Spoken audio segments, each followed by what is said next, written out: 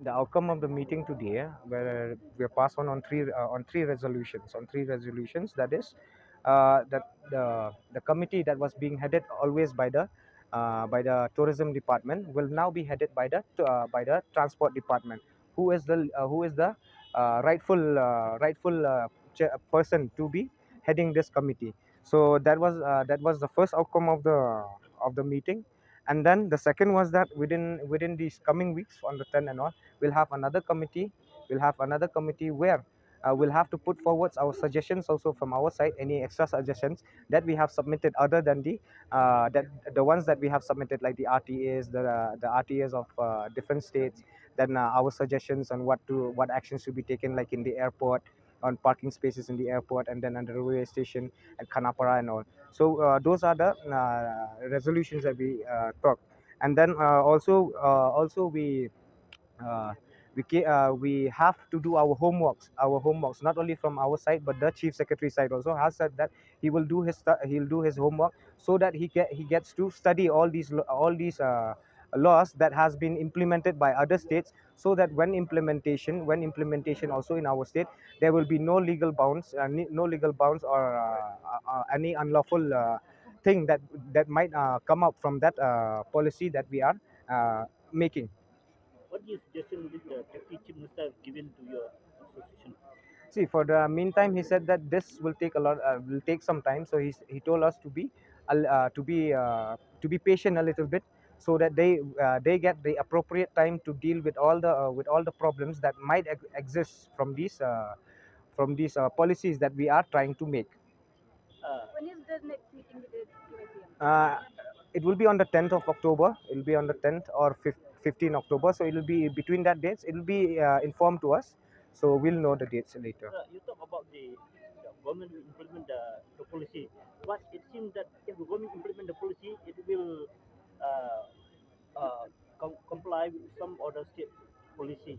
But it will seem if the government they will implement because there are some they have that the rules they can be detected.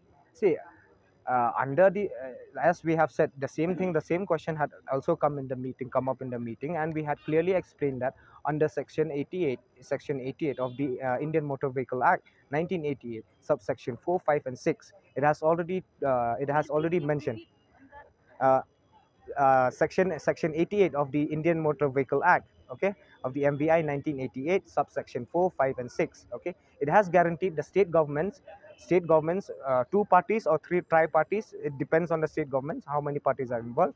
So it depends on them. Under this section, it has guaranteed the state governments to have an agreement between two states on plying of vehicles in their states, in their respective states. So we have put up this suggestion also. So since that, because that law is already there, like I said before, like this is something that we have, that it's not that we demanded just by waking up from our dreams and like, yes, we are here on the street. No, it's something which has always been there. We are trying to renew it between Meghalaya and Assam also. It's there. So we told them that, taking this as a basis, we come up with a new policy, so that we can restrict all the vehicles coming from outside the state to stop in either local and certain depots or points, and then let the local taxis and tourist cabs ferry the passengers to the tourist spot. Okay. So it means if the government they can do whatever they want, what they play games. Yeah. What to say about that? Hey, ev- uh, since we are not the first one to have come up with our demands.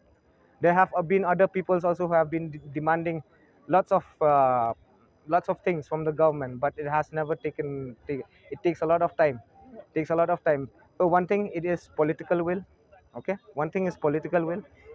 Like we gave the example that the private vehicles, where they can now they came up with a policy where they can rent and hire these private vehicles, okay, like scooties and vehicles. So those who have 10 15 vehicles like that policy is some they we did not demand that. They had the political will, so overnight they did it. But ours, we have been demanding now for almost 2 years now, 2 3 years now. So it's taking a lot of time. So you see, there is no conviction. There's no conviction from them. So let's hope that now with the heading of our respected Deputy CM, Mr. Snyabhalang. So he's heading this. Like he said that I'm not a person who just talks. I do the work. I do the work. So let's see whether whatever we demanded, we have put in front of him, and we'll keep putting forward in our committees that we'll be having forward. So I hope that this time it comes. But the only thing that it lacks is political will. So I hope now they have the political will, they have the conviction to implement this. So let's hope. I'm just hoping. Why the government they hide everything which we demand they hide on that in the Department of Tourism? Why department from the day one they cannot take initiative to talk about that? Why the transport department? That is the mistake that they have committed. It's we can't comment on the government's working. We can't comment because we are not the government. We are not the government, so we can't comment on their working. But the only assurance that they had during that time was the commissioner of transport who was present there. But even he also could not do much because why? This committee was being headed by the tourism department. It was not by the transport department. Now what's going on now? This committee headed by the Sinawala. What will be? See, right now what we are hoping from him is uh, our demands will be met. He said that it will be met, but for now, for the time being, give us some time, so that we can work out on our policies and all.